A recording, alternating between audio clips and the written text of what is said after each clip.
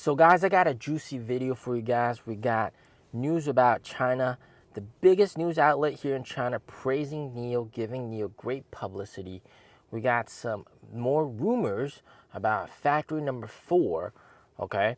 And then we also got an update on the ONVO situation with the supply chain constraints.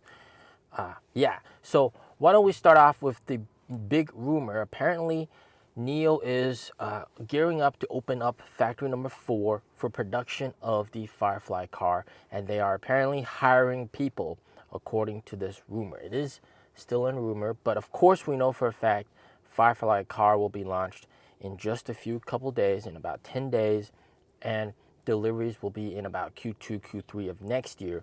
So that's very interesting. You would imagine that they probably would have production for that ready earlier, but that's what it is, okay? The next piece of news, of course, very nice, is of course the praise that NIO got. And this was, of course, with the ET9 and its steer-by-wire system.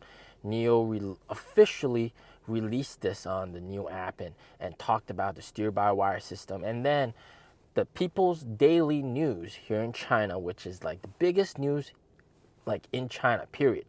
They praised NIO, ET9 steer-by-wire technology. They praised NIO about how, it's self-developed, using words as like the pride of China, that kind of stuff. Very strong language, all sorts of thumbs up from them.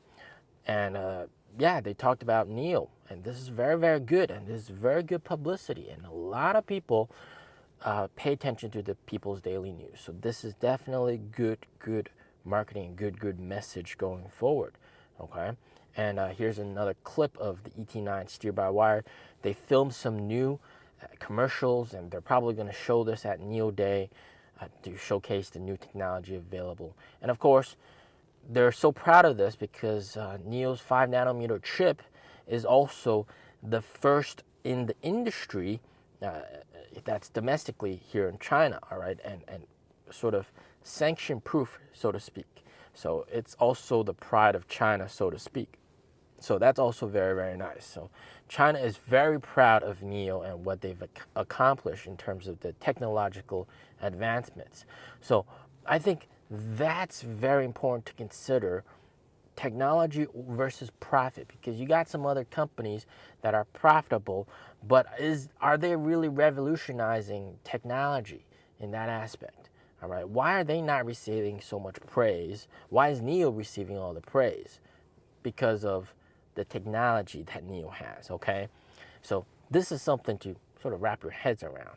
And of course, as we get more light shown on NIO about the technology they have, and as NT 3.0 cars become more available with NIO Day, and they launch these NT 3.0 cars, more and more people will be able to, see in person what the next generation of NIO's technology is all about. When NIO first launched their cars back in like 2016, 2017, they used foreign-made chips from, Mobileye, and they got a lot of criticism for doing that and not using domestically made chips. But now, of course, NIO has their own domestically made chips, their own chips. They control fate in their own hands, and I think this is what China is very proud of, okay? In this kind of tech war that you got, NIO is very well positioned to go forward.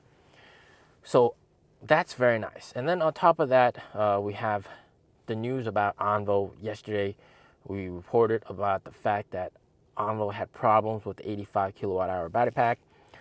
The head of, one of NIO's top management, head of user experience, customer experience, Qinghua, he is also the first ONVO owner.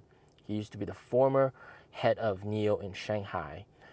And he was the first ONVO owner. He also took his car, drove it around the country, the first ONVO L60 to basically live stream and test the car. He, in a group message, sort of acknowledged this problem and then sort of, say that it's his fault, their fault, in general, that they didn't really get the production of the 85 kilowatt hour battery pack up. So it's more like they're not, the production volume isn't enough, okay? And that's causing delays up to 2 months. And in my previous video, some of you guys said that I was very pissed. I seem more pissed than you guys were, and that's supposed to happen. I mean, like, what kind of problem causes a 2-month delay, right? I mean, imagine if you're a customer and then you got told that you're supposed to take the car, deliver the car in 2 weeks, but then you gotta wait 2 extra months. That's just unacceptable, right? So he did acknowledge that it is a production problem, and then those people that ordered the car with the 85 kilowatt hour battery pack, but must take delivery of the car this year for like trade-in subsidies and all that kind of other subsidies, they're basically all going to go with the 60 kilowatt hour battery pack and then upgrade later on. And I guess this is one of the cool things about NIO. I mean, with some other car, another EV with a Tesla or Zeekr, well, maybe this problem would have happened with them, but if it did, they wouldn't have that option of taking delivery of the car with a smaller capacity battery and then swapping into the bigger capacity battery. So this is a very good showcase. If you're thinking optimistically, this is a very good showcase of the potential of the battery swap system. You're able to upgrade, right? You're able to upgrade. And in the future, you get newer battery packs, you're able to upgrade to that as well. So on a positive note, that's at least a good showcase of technology. But of course, it seems that they're just going to remedy the situation by having everybody take delivery of the car with the 60 kilowatt hour battery pack first, and then upgrade in February when they got those battery packs available. So this is a good remedy. I think the impact to deliveries will be minimal if that's going on. And a lot of you guys, and even people here in China, have criticized ONVO and said that the ONVO CEO's promise about 10,000 deliveries, it probably might not be fulfilled because of this issue. And by having this solution of going to 60 first, it seems that they will be able to get to their target of 10,000 deliveries this month, hopefully. Okay, so they still need to really pump out those cars ASAP. And according to some of the conversations that customers have had with the delivery sales reps, all right, the delivery fellows, it seems like they will be able to get the car before the end of this year. So that's very nice. So hopefully we get very strong numbers going forward. Overall, very good publicity for NIO with the People's Daily. I hope they do more of these praises. This is basically like free advertisement.